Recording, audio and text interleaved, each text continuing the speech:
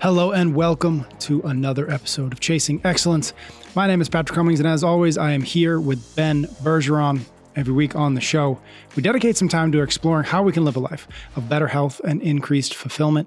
We answer your questions about the 5 factors of health, dive deep on living a life of excellence, and explore the strategies and frameworks to help us chase what truly matters. Thank you, as always, for joining us. How you doing, Ben? Doing really good, Patrick. Thank you.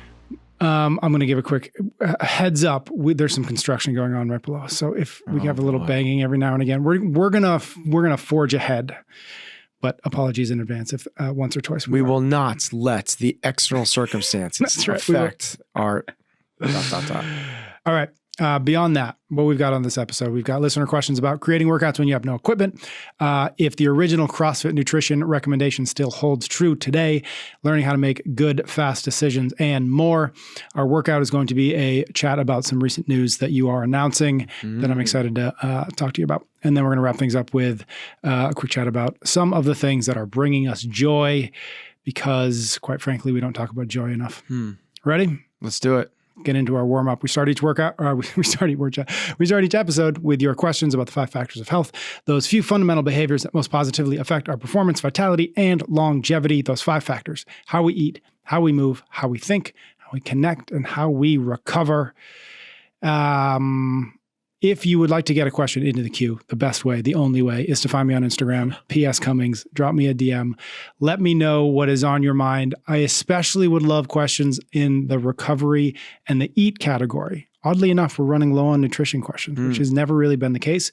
But calling it out to you guys, if you have not yet, or even if you have asked a question, please find me and we will get into the queue. And I promise we'll get into a future episode. Okay, move category. This is from Lindsay. Let's go. What is the framework, or what is your framework when creating your own HIIT or CrossFit workout with zero equipment? Okay. So it's the same as the way you would create a normal workout. It's just that you have a much more limited choice of options when it comes down to a certain category. Yep. But the way you start to the framework and the way you build workouts is you start with the macro movement patterns. Meaning, are we going to use our upper body or our lower body? Is it going to be a pull or a push? So that's like, let's say we want to do a lower body and upper body push. We can do that. In this case, you then go to the micro movements and what would fit into that category. And it would be lower body push would be like an air squat. Upper body would be a push-up, right? So now we have those two. The next thing you go from there is kind of this trifecta. It's not one, then it's these things all work together is, okay, now we're going to work on what is the time domain, what is the rep scheme, and what is the framework of there's going to be an AMRAP, it's going to be for time, it's going to be that type of thing, knowing that we want to stay in certain sort of rep ranges for certain things. So it makes no sense to do a workout with 7 total push-ups, right? And 7 total air squats. We probably want those air squats to be in the totality of the workout somewhere between 100 and 300 reps. Yep. And for push-ups, kind of the same, we cut those things in half, somewhere between 50 and 150. So now you have the macro movement pattern, upper body and lower body push. We decided those are going to be air squats and push-ups. Now we've decided that we're going to do this thing as an AMRAP 20, how many rounds in 20 minutes. And then we have to go, okay, how many rounds do we think we're going to get in 20 minutes? That's how many we want to do per round. So we're going to do 10 push-ups, 20 air squats, AMRAP 20, right? If we can stay on the minute with that, we end up with a really big, potent workout. Oh my gosh, that's too much. Let's put in a run in there as well. And now you kind of like get this framework of like, oh, this is how it gets built out. Ideally, though, what you want to do is create, when you're trying to create those macro movement patterns, is create things that don't interfere with each other. You'll create higher. So imagine if you go like, let's do push-up and burpee. Like, okay, you can do that. It's not wrong, right. But that doesn't want that doesn't want to be every workout you do all the time. If it's the 80, 20, and 20% of those purposefully interfering movements and the rest are complementary, like a squat and a push-up, that's where we want to kind of live. So that intra workout, they're not running into each other. And then also day to day, they don't run into each other. So you don't want to do push up one day, dip the next day, handstand push up the next day. We're just doing upper body push, upper body push, upper body push. So you want to intermix some other movements in there to make sure you're creating that elegance, complementary, which will allow you to work out harder, longer, and get fitter and faster. This is silly, and I had not thought about this in years, but when I was leaving Again Faster, I had this idea to start something called TextWad, where you would just like text a number and they would send you back a workout. And so I built out like 100 just straight body work, body weight workouts.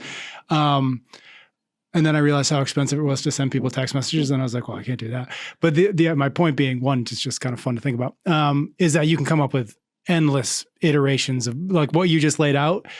Doesn't like you would think like, oh, I'm going to get bored with no equipment. And like, it's not possible. It's really like once you get into it, once you start to realize the different combinations and the time domains. And what kind of helps is if you just create start with the list. Exactly. So, okay. So like squat, push up, sit up, run, right? You start there and you go, okay, what else could we do? Well, we could do box jumps. Okay. We could also do jumping lunges. We could do body weight good mornings. Exactly. We could, you could do V-ups. You could do plank holds. You could do, and all of a sudden it's like, oh, when you get this, like you get the list of 20 to 30 movements. Well, then when you start to play that game of this combination with this, it becomes a much more infinite pile to pull from. Cool. Okay. Next question is in our think category, and it's from Aaron. Recently, I experienced a set of circumstances that made me anxious, stressed, and most importantly, initiated the sequence for the voice in my head to be critical and negative. I was completely aware of what was happening and continuously telling myself consciously that while it was a bump in the road, that's all it was. Despite all of this awareness, it took several days for me to get the critic to die down and to move on. Is this normal?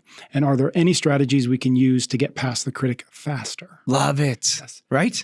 This is it. Yep. This is the questions. Love it. Okay. Aaron, is it normal? Yes. 100%. And it's going to be that way for a very long time.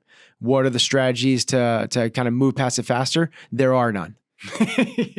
You're doing it. Denial and avoidance would be this is it. This is you're now going into the gym and doing the work. You're recognizing in real time that this is happening. This is like a monumental thing. Like you're recognizing in real time. And yes, it took you 7 days to move past it. Like the other path is you don't get past it and you're stuck in the maze, right? That like loop where you just kind of like, it's like you're always stewing on that thing. So it took you 7 days. Cool. Maybe next time it takes you 9 days. That's not the loss. It's just, that's how long it's going to take a while. What ends up happening is over the long haul, not today, not next week, maybe not next year. Mm-hmm. And depending on the magnitude of these things, you just start to move through them all a little bit quicker. We talked about like you get knocked off center. You're going to get knocked off center. It's going to happen. That critic is going to pop up. It's going to be a part of this deal.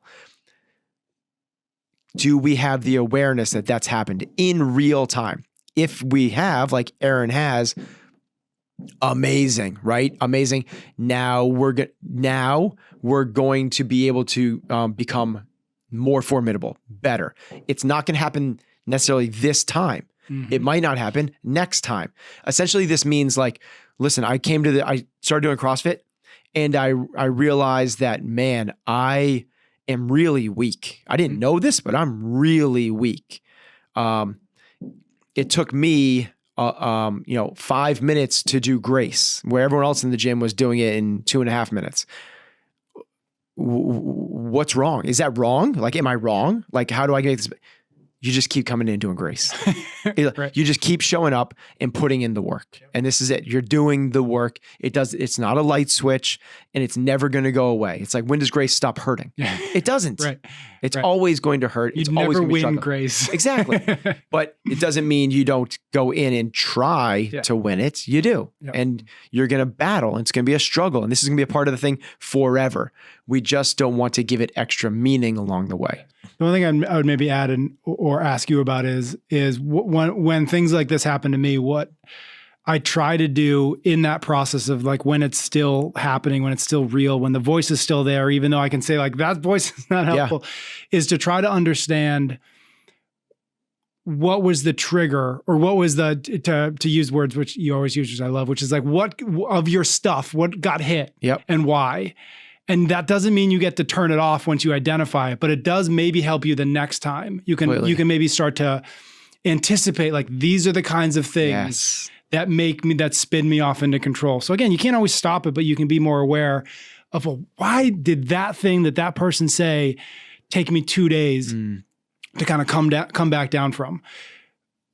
Try to figure that out. Because to me, or for me, it's been really helpful to again, close the gap of that, things happen and then calm down from it, and then be able to kind of anticipate, like, okay, chances are these are the kinds of situations, conversations, whatever, that I struggle with.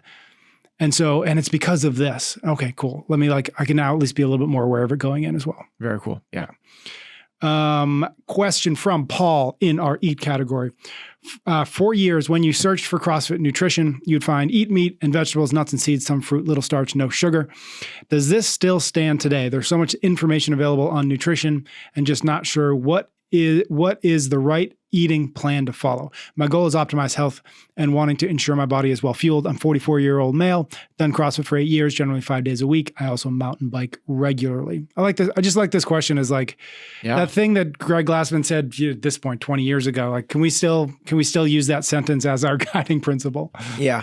Yes, but we have to, what's so funny is the second sentence always gets left off. Yes, it does. Which is keep intake levels to that which support exercise, but not body fat, which is what he said in those two sentences. It's as good as any nutrition book that's ever been written. This was the power of Glassman, right? His ability to distill really complex things in really simple, digestible ways that you can take action on, which that's a really big thing. He was his scientific engineering mind allowed him to kind of create these frameworks like we attempt to do in a much more clumsy way than he ever did. Okay. Eat meat, vegetables, nuts and seed, some fruit, little starch, no sugar. Keep intake levels to that which support exercise, but not body fat. Does that still stand? That's the first question. Yep. Yes, 100%, right? Like, that's still, yes, do that thing. Probably don't worry about the some fruit part. Mm-hmm. Some is, there is in that also like quantifiers. I wouldn't worry about the fruit thing. Yep. So if there's a little shift to that thing, that might be it. Now, depending on the population. So the cool thing is, like, this is for the masses. This is people doing CrossFit. If you're the people doing CrossFit, I really wouldn't worry about the fruit thing. But if you have a person who is pre-diabetic and maybe predisposed to Alzheimer's from a genetic thing, that's where I might scale back on some of the fruit thing. Mm-hmm. Like End of Alzheimer's, really cool book. That's one of the things that they talk about is glycemic index still is a thing as well. But without digressing too far down that, the next question is something along the lines of like, I don't know what nutrition program to follow. There's a lot of noise out there. Yeah. And is this again, I think it comes down to can I still trust this thing that came up? Yes. Still trust that. Let this be the guiding principle. People, people like to look for, the more minutia. They want the super specific, and that's why they bypass this thing so quickly, but then they still eat the donuts. Yep. And they still have alcohol, and they still are eating the chips, and they're still having more calories than they need. Like, so if you could always just pull back to this thing, I would be a huge fan. Yeah. Because the first one is all about quality, little bit of quantity describe. And the second sentence is all about the quantity. Yep. Now, from that, like, if you want to take that as the headline main principle, where do we go from there? We've talked about this. Tell me what your goal is. Yep. And once I tell you your goal, then we can talk about these little subs. I want to run a 100-mile race, and I run 30 miles a week. And, okay, I need to know that to be able to tweak some things.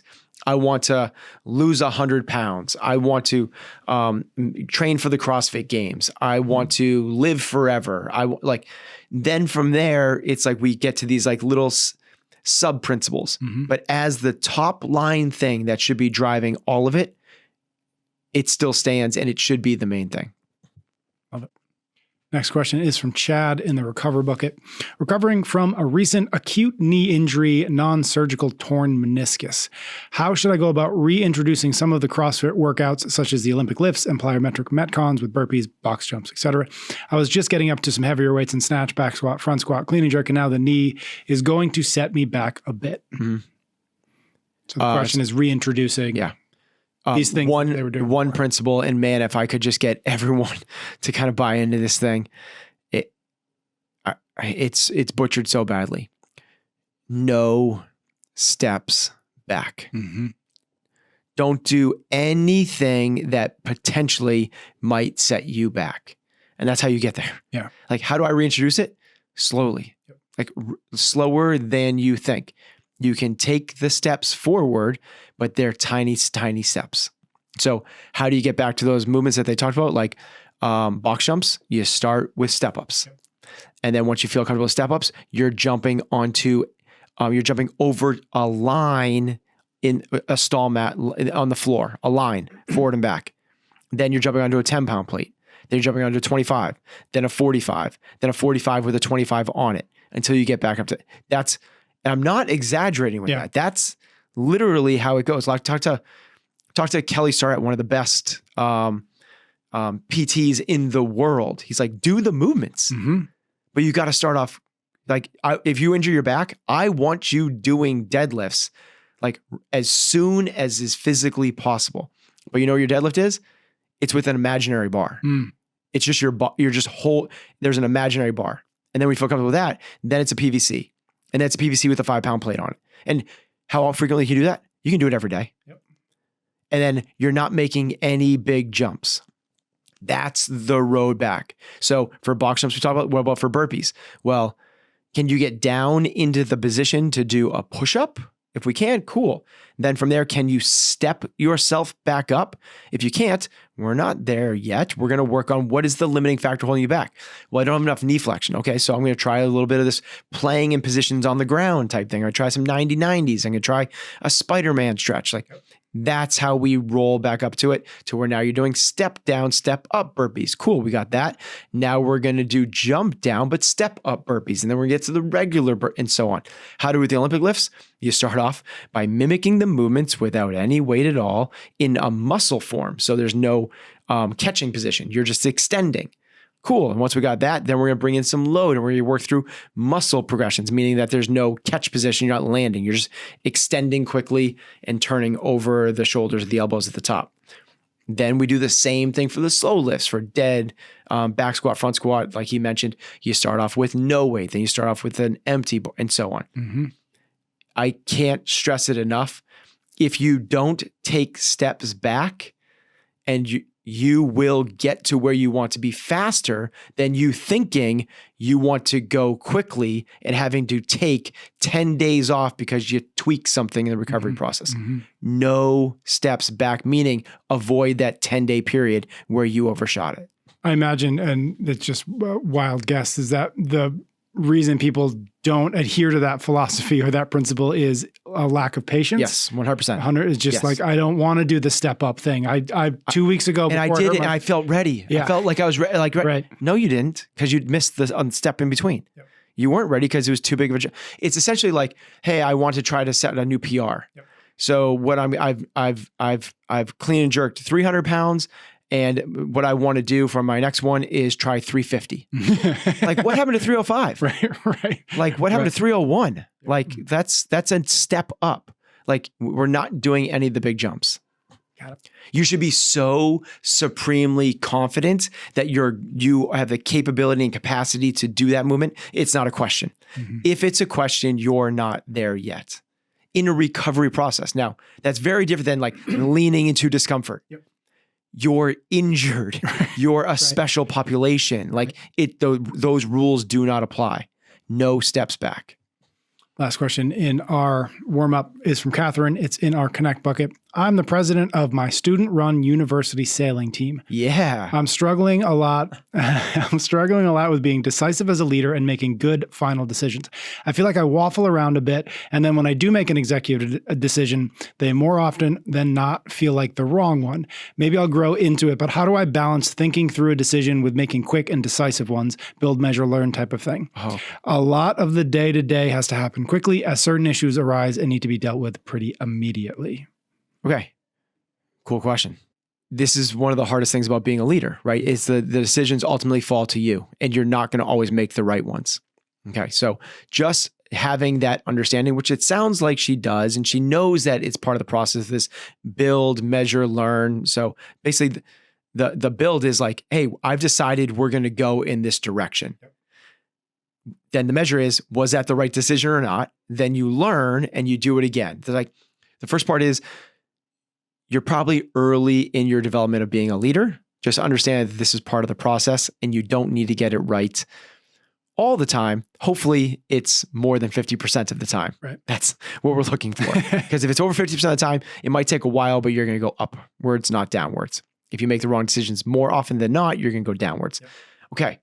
That's the first one, is this realization, what sounds like she has. The second part of this is, if the decisions don't need to be made immediately, which sounds like a lot of them do, or even if they do, no decision, unless it's like we're driving 100 miles an hour and there's a fork in the road. Do I go left? Do I go right? Right. Needs to be made that urgently. Yep.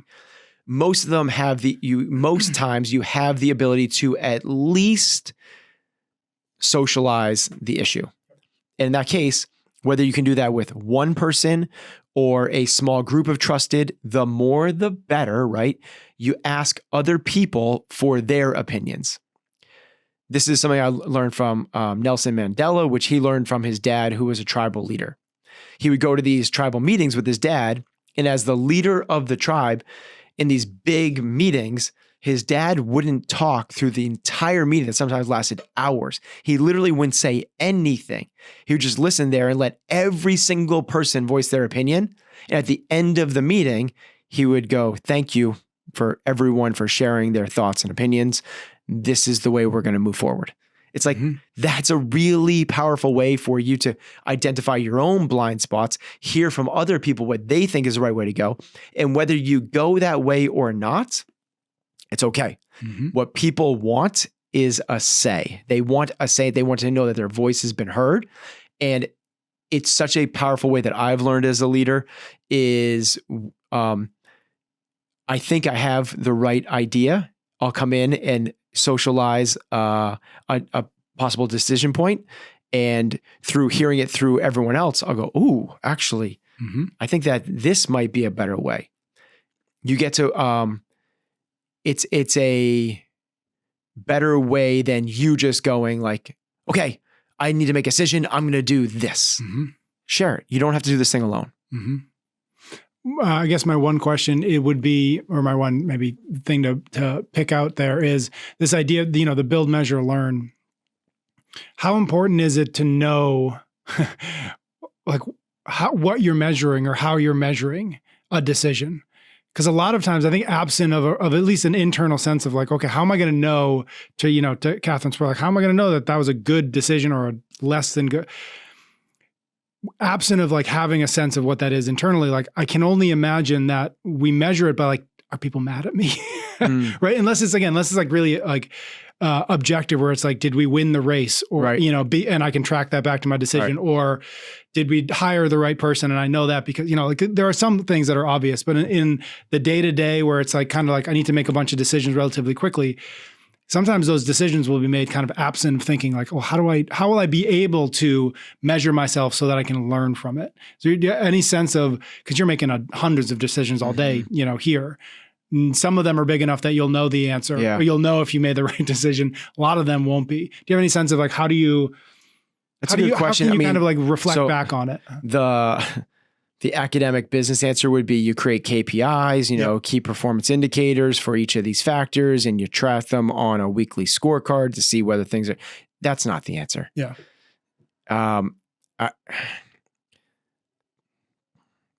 There's I just believe that there's too many data points to keep track of all of them. Yeah.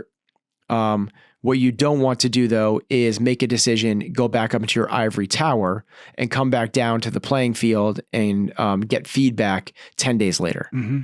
So how do you know if the decision, you get in the mud with everybody and you're in experience the ramifications of that. Exactly right. Yeah.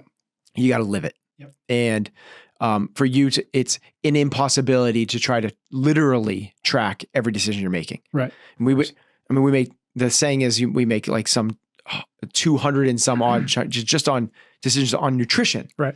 Like you can't write down 200 nutrition choices and go, were those the right choices or the bad choices? Right. You just have to get down there and go like, okay, how does this feel? Yep. Does this feel like I'm trending in the right direction or not? Yep. Got it. Cool. And then eliminate the blind spots. But the biggest thing out of here is don't slow it down unnecessarily. Still make the decisions. He or she who makes the decisions fastest, ... in parentheses, and learns from them will come out on top the best. Because imagine like this is literally the way that these, Silicon Valley companies have risen to the top is they do the build, measure, learn, and they try to fail as fast as they possibly can. Mm-hmm. They know that it's going to be wrong, but they're just trying to learn from it and learn from it and learn from it and learn from it. And if they can do that 10,000 times a day, well, by the end of next week, they're so much farther along than the other company that's going like, so still like, what do we think, guys? What do you think? Should we go this way or that way? They're like, forget, we're not going to make the right decision. So just do it, learn from it, and iterate. Love that. It just so happens I have a James Clear email and like I was reading it right before, and one of the things he wrote was speed is perpetually undervalued. Asking that person out today means you get to live life more, you get to live more of your life with them and less of your life waiting. Starting your business today means you begin learning immediately and have more time to figure out what works. Go fast. The future is never guaranteed and the right time may never come. So I love that. It literally just happened. Like jump and grow wings on the way down. Just go. Yep. Cool. Okay. We will be back in just a minute with our workout, a big announcement that you are making out into the world. So stay tuned. This episode is brought to you by our friends at Element. Head to drinkelement.com/excellence to get yourself the best darn electrolyte mix on the market. Ben, we say it's the best darn electrolyte mix on the market because it is not filled with the junk that most of these so-called electrolyte drinks or mixes have, correct? Yeah, it's wild. There's a really, really popular sports drink I know out what you're there. Talking about. It's usually orange. That's the hangover flavor. Never had a hangover, so I wouldn't know. Oh man, college you go for the orange flavored. Yeah, it's not a crocodile drink, but it's a yeah. I think I've heard of them. And they tout themselves as an electrolyte replacement, but it just isn't. Mm-hmm. Like for us to get electrolyte replacements, what we're looking for is salt. What they don't have a lot of, they'll have upwards of maybe 200 milligrams of salt. It's actually usually less than that. You need about 1,000 is what we're looking for. So to have it, you need to get 5 servings of that. Mm-hmm. What they do have a ton of is carbohydrates and sugar. Mm-hmm. And not that that's a bad thing. It's just not what they're saying it is. And if you're trying to reduce sugar and reduce carbs in your diet, but get electrolytes in, it's probably one of the worst ways that you could go. Whereas Element is the exact opposite. It is basically just exactly these pure, clean ingredients that get you to what you're looking for without all the extra crap involved in all the other ones. So if you want to get the best, as I said, the best darn electrolyte mix on the planet. Darn, dang. Element is offering our listeners a free sample pack with any purchase. That's 8 single serving packs for free with any Element order. It's a great way to taste all 8 flavors. Get yours at drinkelement.com/excellence. That deal is only available through that link. You must go to drinkelement.com/excellence. Okay, we are back. And as teased, you have some big news, something that we wanted to make sure we talked about here because it would be strange for us not to address it here. And it's that you are, and actually it's a question that I have is, I don't know when this is effective, but you are effective soon, no longer going to be coaching individual athletes in the sport of CrossFit. So let us discuss. I don't know where to enter into this other than maybe like, give us a little bit of the context or remind us of look, when did you start working with individual athletes in this particular sport? Yeah. So first off, like just to say that out loud again is yes, this will be my last year coaching elite athletes at the CrossFit Games. I've been working with them. This was my 15th year going to the CrossFit Games consecutively, working with athletes from the first one I worked with was my wife for top 10, and then Chris Spieler and Becca Voigt, Michelle Latondra. Which ones were your favorite? My wife was by far and away my favorite. That's smart. Yes. Good answer. Yeah. So yeah, it's been working with teams and we had crazy amounts of success, had heartbreaking failures. I've run the gamut of what you'd expect in a 15-year career. Yep. CompTrain is not stepping away from the CrossFit Games. I'm passing the torch to the most. This is the right time for a multitude of reasons. The first one is, I want to continue to have as much impact as I possibly can. Let's talk about that. But the next is, it makes sense to pass the torch to someone that can take this, run with this, make it better than I ever did. It's such the natural fit, and that's that Cole Sager will be taking over as the head of elite coaching for CompTrain. It's so fitting, right? It's so like once you say it out loud, it feels so natural. If ever there was somebody that would fit that coach mold for us, that's come up through the system, it is the velvet sledgehammer that is Cole Sager. Yes. So I am very excited to continue to work with Cole over the next months and years to pass that torch and get the program to where it can be. And I believe that is not a step away or down for CompTrain. It's a huge step forward. And the reason being, that role of head coach of elite coaching for CompTrain is a full-time job. It is a 40-hour a week job to be able to do that thing. You need to be able to have all of your thoughts when you're driving your car and in taking your shower thoughts. It needs to be on that. Well, that's what Cole will have the opportunity to do. And I'm super excited for that. What I'm excited for is this opportunity to bring the lessons I've learned over the last 15 years of working with these incredible, incredible athletes, including, masters and age group and team and individual champions, to everybody else. And we've done that in a certain way over the last few years through CompTrain, but it's always been through the prism of let's get people to the podium at the games. What we want to do now is, without losing or stepping away from that at all, is just to bring a few other people that might have been on the fringe of that conversation and bring them into the fold. Because if ever there was a group that was the ability to handle hard things better, like we've talked about, to remain centered in the face of adversity, to never whine, never complain, never make excuses, to have the physical and physical and mental fortitude to be the leaders that we want them to be, it is the Catrins, it is the Coles, it is like, it's those people. Well, let's bring that to everybody. Everybody that, not everybody, but those that feel like that's a valuable thing to chase, which is probably the most people listening to this thing, right? Even if they've never experienced like CrossFit the way that their friends have done it, or other people, this is a way that we can bring this ethos to other people. And I'm incredibly excited because, as you know, we've talked about on this podcast, and this gets back to the original question you asked. 15 years ago, I started doing this with the elite athletes at the CrossFit Games, but 20 years ago was when I started my foray into fitness because of what happened during 9/11. And from that day, I've been driven to make change, impactful change for a small group of people. And the way that I feel like I can best do that now is not just for the 2 to 4 athletes that are trying to move the 0.25% at the top of the podium, but to do that for everybody that wants to be that asset and not a burden, for everybody that wants that physical capacity and mental resilience, not to get rattled and to be capable at any aspects of their life. I think of it as,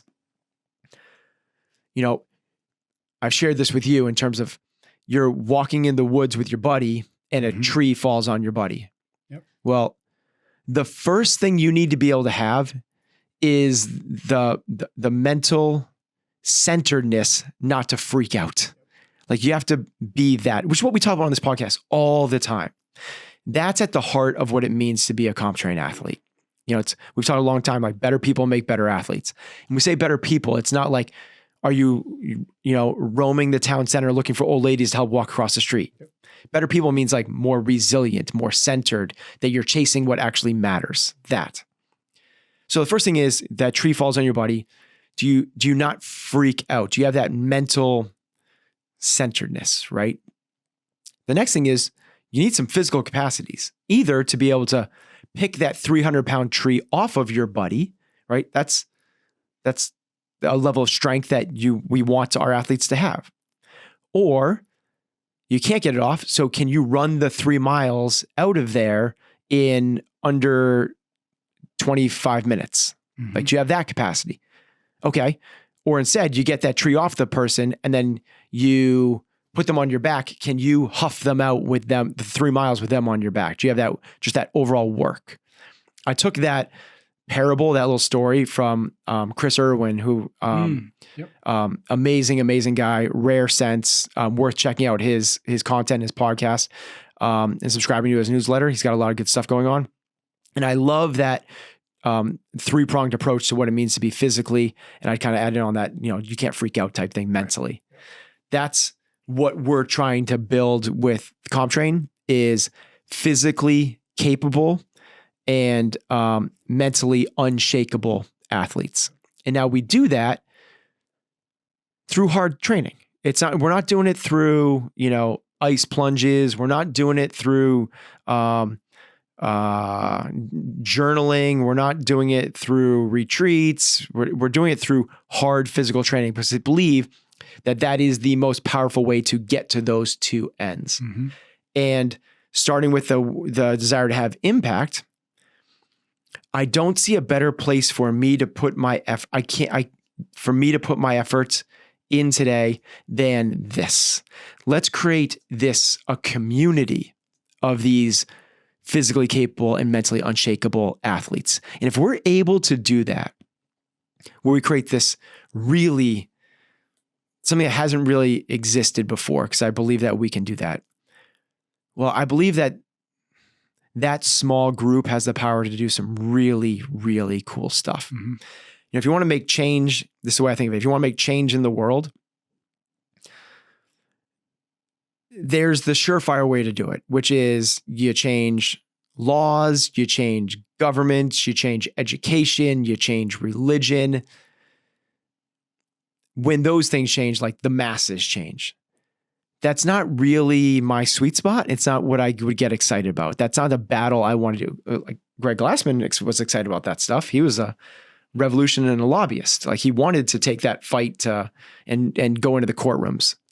Nothing could be a more horrific future for myself than that. Yep. What I get excited about is using physical training to create more leaders, more centered people that are assets to their own small tribes than burdens. If we're able to change those people, and we have it with people that are writing into this podcast, right? We have the PE teachers going like, you're not going to believe this, but I just got the okay to create any curriculum I want. I'm going to center around the 5 factors. Like, so freaking that we've created that one new hub. Yep. that can create all these little spokes off of, and that person can influence those 10, 50, 200 lives. And that's an amazing new hub and spoke. If we are able to create those people, you think of it in terms of like the bell-shaped curve. If we create this group of leaders that are able to do this thing, well, then the idea is that those leaders, we don't even necessarily have to go to the masses. Like let's work with the small populations. Let's keep this a really cool, small thing that we have a lot of connection with each other. And we'll talk about the community thing in a second. But then those people can then go and help the people on the far end of the spectrum that need it the most. I like this, this example of a way to get the most out of a group of people, which is, imagine you have a group of 20 or 30 Boy Scouts that are trying to climb a mountain. Everybody has, they're a bunch of 11-year-olds and they all have 30-pound backpacks on. Well, of those 30 kids, you're going to have 3 or 4 that just like are studs, the alphas that just take off. And then you're going to have the masses in the middle, which are like, okay, they're capable, but they're not going to have a good time with it and all the rest. And then you have the laggards that are just like struggling in a really, really big way for whatever unknown circumstances, right? Well, you continuing to focus just on the very 1 or 2 of that group and driving them to be faster, which is what I was doing when I was working with the very elites. It's not wrong. And I got a lot of fulfillment and excitement in trying to test the physical capacities of what a human being can be able to do.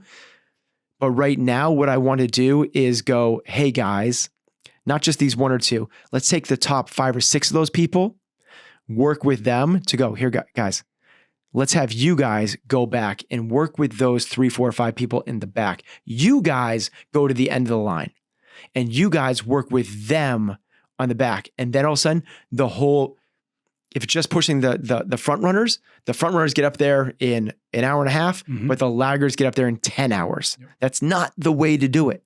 The way to do it is take the really good leaders, put them at the back of the group so that they can help everybody up. And you don't get up there in 1.5, but the laggards don't get up there in 10. The whole group gets up there in 5 or 6. Mm-hmm. What that means is we're making more progress faster. That's what we can do with this platform. And one of the real necessities to be able to make that happen is not only the mental, not only the physical, but to create, overused term, but the community aspect of this, the connection between it. And it's something we haven't had in the past. And it's something I'm so excited to what we're bringing into this new fold is this is a real community of hard chargers with this same, let's go do this thing ethos. Mm-hmm. And I think it was that 3-pronged approach of mind, body, and then that try. You need if you want to maximize a person, it's not just about their mentality, which we talk a ton about on this podcast. Yep. It's not just about their physicality, which is what has been the CrossFit Games forever. You also need that tribal aspect. I'm a part of this thing. And the example I've used of that is, these Spartan warriors that from about age 7 to age 20, they spend 13 or 14 years basically becoming hard mofos, like as badass as any humans that have existed. But what they then do is they go and when they're at age 20 or 21, they go and spend a year out in the bush by themselves. And when they have then survived that year by themselves, which is crazy, by the way, think of the show like Alone. Mm-hmm. It's like, can someone live for 30 days right. alone? And they have, a first aid kit and knives and flint and all sorts of stuff. These people literally like, see you in a year, kid. When they come back to the tribe, that's when they become the most formidable versions of themselves, because now they have been through some really hard things that year by themselves. When they go through that really hard transformative experience and come back and they go, hey, I went through this thing, you went through this thing, you went through this thing. We now have this shared bond, this shared connection. I know that we are the same type of people with the same level of commitment to this thing. I know you got my back and bro, I got yours. That is a really, really potentially impactful human being. If they were to stay out in the woods, they've still done all the things, right? Mm-hmm. They've still done the 14 years of training. They've still done the 1 year, but if they stay out there, they will not be as resilient, as tough, as committed as when they come back to that tribe. So with CompTrain, what I'm so excited to be able to do is bring that 3-pronged approach of building people's mental. We got some really cool stuff coming out with the mental stuff. I'm in the app talking to you guys every single day about the mentality side of this. Every day, wake up and, a video of me pops up. Maybe that sounds terrible to some people, but walking you guys through, giving you guys some advice for the day. Then there's the training that you do, and there's training in there every single day that's, hugely coached on a video basis that's walking you guys through this from me and Tori and Cole and other coaches.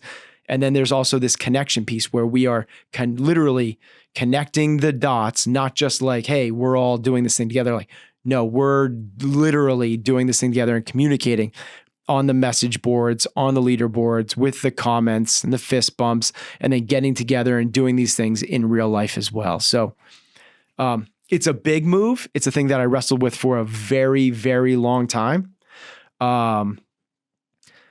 Didn't feel right till now. And I say wrestle for a long time. It was like everyone trying to figure out like, when is the thing that, knowing you're not going to do this forever. It's like, when is this thing going to happen? And it wasn't until, talked with Cole and how excited he was about this position, that it's like, okay, this is the time for me to really go full into building this platform and community. Mm-hmm.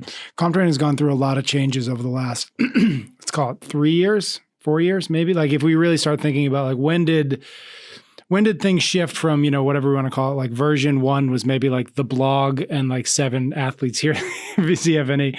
Version 2 kind of extended out quite a while and in different iterations.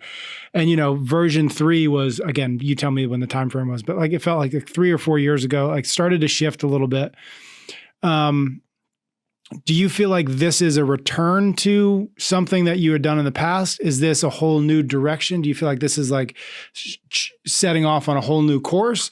Is this getting back to your roots? Like, how do you kind of place the trajectory where you are now, or where you're kind of pointing things towards? Yeah. I don't think that CompTrain has had a lot of change in the last 3 or 4 years. I think CompTrain is constantly evolving and constantly changing, right? It's just that it's a little bit more, there's a little bit more eyeballs on it. It's a little more public now. You've seen behind the scenes a little bit more of like the changes and iterations we've been making.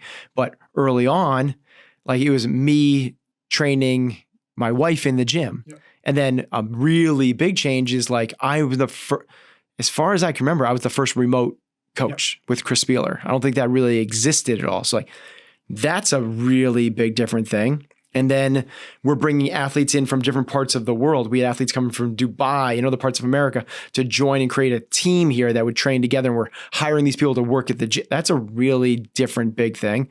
Then we create this platform that's online for people to follow along for free. Kind of the first time that's lived. And, back when it was like competitors WOD with the bear. Yep, I remember. Then we create a platform for masters athletes. That was new and different.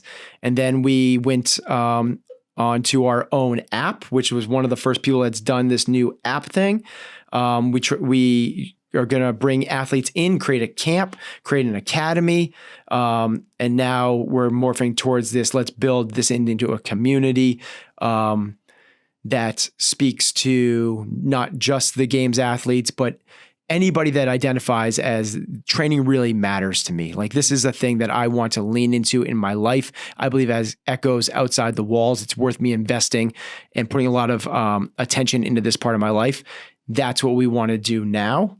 So I don't necessarily think it's like going back to or leaping off. It's just the stone continuing to be turned over for hopefully even a more exciting and new approach that I haven't been this excited about this in a very like.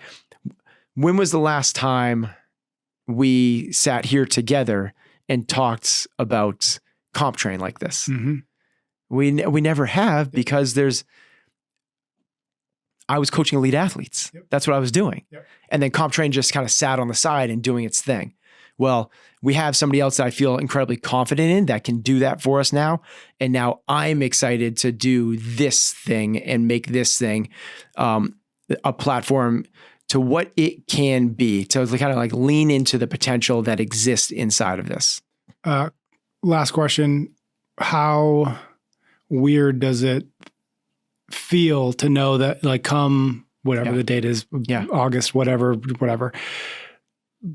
a part of those shower thoughts, a part of those thoughts in the long drives will not be, how do I get athlete X to cycle that thing a little? Like, have you started to think about like what it's going to be like not to have those specific kinds of thoughts, those specific kinds of concerns isn't the right word, but concerns going forward? Yeah. Weird. Yeah. But I also 15 years is a long time. I also don't think they're going away. Right. I just don't. Like, I'm still having them now. This is where you talk about like cycling barbell. That's why I was like, this morning, that's what my thoughts were. Is like, okay, what is the right way we should be doing this to create this with this athlete? That part's not going away because I'm still going to have those conversations with Cole and our other coaches and with our athletes. But that's not primary role number one. And I'm a big believer in understanding, what is rank order priorities and what is the thing that's most meaningful, impactful for you to, it's written the title of our show, which is to chase the things which matter most. Yep. And I believe what matters most right now is to help build this community and this platform. That doesn't mean that I'm not trying to figure out how to maximize human performance and trying to help the athletes on our team do that thing. It means that that's not what I'm doing for 40 hours a week. Right. And that's, that still feels really weird, particularly because I'm doing it. I'm still doing it now. Of course. So, it's, I'll be doing that through this year's games. But it's even when you like begin the show, when you're like, we have an announcement, like my stomach churned when you said that. I felt my stuff getting hit. So it's not something that's like, old hat at all for me. This is still new. It's still, not the way I would identify myself as a former, coach of elite athletes at the CrossFit Games. I feel like I still am. So there's going to be that transitional period, and transitional periods are always weird, potentially strange, new, but could be exciting. Well, I wish you nothing but the best, obviously. Okay, we're going to be back in just a minute for our shout out and our cool down. We are brought to you this week by the fine folks at 8 Sleep. Head to 8sleep.com/excellence to upgrade your sleep situation and save $150 on their pod cover. Ben, first thing I noticed about the 8 Sleep when we got it all set up was that it's not just the obvious things that it's measuring, which is how much did I sleep and how good was that sleep. It was this third metric that I've really liked, which is routine or consistency. Talk to us a little bit about that. So it's actually, as you start to explore sleep, I think it kind of goes in that kind of order. First, people are like, let's make sure we're sleeping 7 to 9 hours. Cool. Next one goes is like the quality of your sleep. Are you sleeping deeply? Is it disturbed? How much REM versus light sleep? But the most overlooked, but arguably the most important, this is kind of strange and bonkers when I started to do the research in this, is how important consistency or your routine is, or getting to bed within 30 minutes of your normal time every single night. Our circadian rhythm is like built into us. Every single cell on our body is like starving to try to figure out what time it is so it can release this cascade of hormones that help you regulate everything, not only during sleep, but out throughout the day. And the more you set up your routine, meaning what time you go to, it all starts there. Am I going to bed and falling asleep at the same time every single night? So this is a really cool way to kind of make sure that you're not only measuring, but also, what gets measured gets improved. So there's an app that tells you how well you're doing on this thing. Love that. Go to 8sleep.com/excellence and save $150 on the pod cover by 8 Sleep. The pod cover, as the name suggests, fits right over your mattress, so you don't have to buy yourself a new mattress. That's the best offer you'll find. You got to head to 8sleep.com/excellence for $150 off. They are currently shipping within the US, Canada, and the UK, select countries in the EU and Australia. Again, 8sleep.com/excellence. All right, we are back for our shout out, and then we're going to get into a cool down. Our shout out is when we just take a moment to read a comment, a note that Ben or I have received from listeners as a way to say thank you and as a way to encourage you to send us these things, especially if it's a review or YouTube comment. We love those. So this is from Dre on Instagram. He sent me a note. It said, Patrick and Ben, I'm a second grade teacher in Idaho. I started listening to Chasing Excellence after I started coaching CrossFit in 2021. I wanted to thank you for helping me put my ladder up against the right wall, bringing challenging ideas to the table. He says health education in schools and maintaining my personal health so that I can be the best version of myself for my students and athletes. Thank you for providing weekly thoughts to implement in my daily impact. Nice. So thank you, Dre. Yeah, Rock Dre. on with those second graders. All right, our cool down. What a challenging job. I went to my both little kids parent-teacher conferences yesterday. For kindergarten. Yeah. 2 days ago. Yeah, and just like that, just like sitting like hour after hour, like sitting with the parents. Mm-hmm. I don't know. I just don't, I'm a round peg in a square hole when it comes to school. Like it's just like, I find it so. Do you have to sit in the tiny chairs? Yeah. Yeah. No, I got to. Yeah. All right. Our cool down. I've been thinking a lot. I don't think we celebrate joy enough. It's maybe especially as guys, as men, we're not supposed to think about joy, but, so I just thought it'd be fun. I remember the Daily Show with Jon Stewart used to end every episode with like a moment of Zen, which was just sort of like a funny video that they like for 10 seconds. And so I just thought we could have just a moment of joy. Just like, I'd love to know what one or two things have been bringing you joy lately. And I'll share my own. Okay. So I shared this on, I think it was on the Creatures of Habit podcast that, this realization, I can't remember where I got this from, but just talked about the little kids. They're 10 and 8. Yep. We are in full like snuggle and like I lay in their bed to put them to sleep and I alternate which kid I put to bed every night. But there is this realization that there is going to be a last time that you pick up your sleeping child and walk them up to bed. Mm-hmm. And you don't know when that is. So this could be that last, like next year, Bodhi will be in middle school. Yep. And I know I'm not going to be doing that when it's high school. Yep. I don't know if I'm going to be still doing that, but there is going to be a last time that I pick up my sleeping child. They rest their head on, you feel their breath on your neck, and there's kind of like that, that warm hug, and you put them to bed. And, a few nights ago, I did that with Harley. It was just so sweet and brought me so much joy that when I laid her down, she was still asleep. She never woke up, but even while she was asleep and she's laying down, she's kind of like, doing like the deep breath, almost snore thing. And I brought the covers over her and she's not awake, but she goes, "Thank you, Dada." And it was just like, I melted. Yeah. And I think a lot of it has to do with, not only was that a cool moment, but like this realization that's finite. Like that's not happening forever. And when that happens, it makes you, it's kind of like anything. Like when you realize that you only have 40 more summers left. Yep. Well, you start to appreciate those summers a little bit more. Like you start to think about like, how many times a year do you actually see your parents? Well, how many more years are they going to be alive? You start doing the math on that. And you're like, I might only see my parents like 15 more times. And if I don't like really bring a lot of attention to this moment, it just brings more, all of a sudden the smaller things aren't as big things in a good way.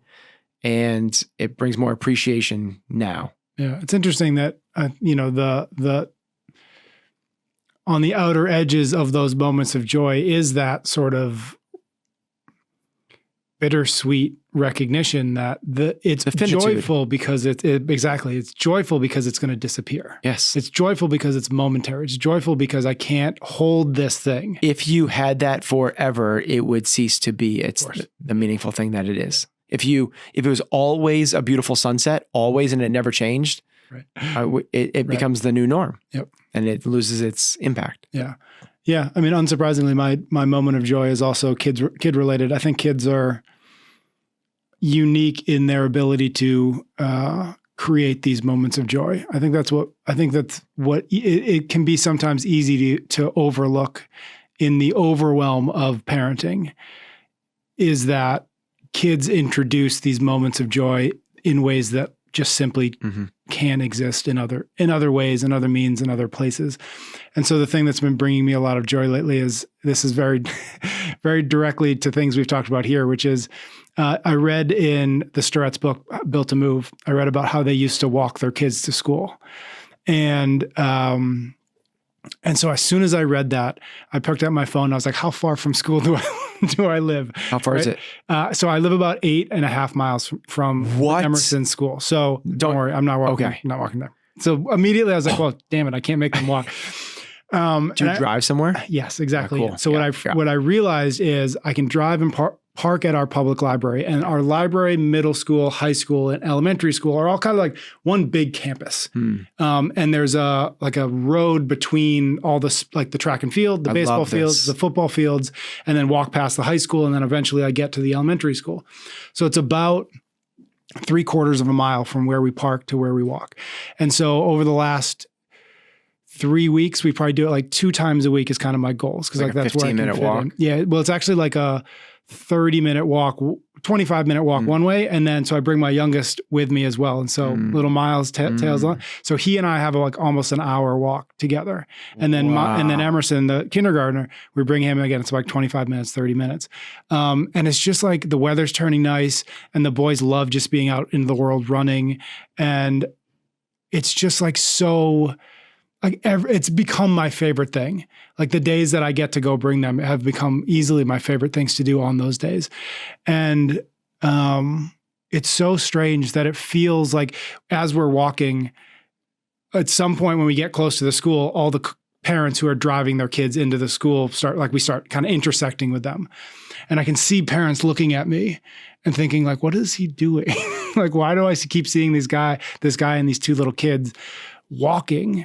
And it's so strange to me that it feels like such a radical act to walk your kids to school, but it shouldn't be. Yeah. Like it shouldn't be. And so anyways, all to say, like, it's been really, really cool and really fun.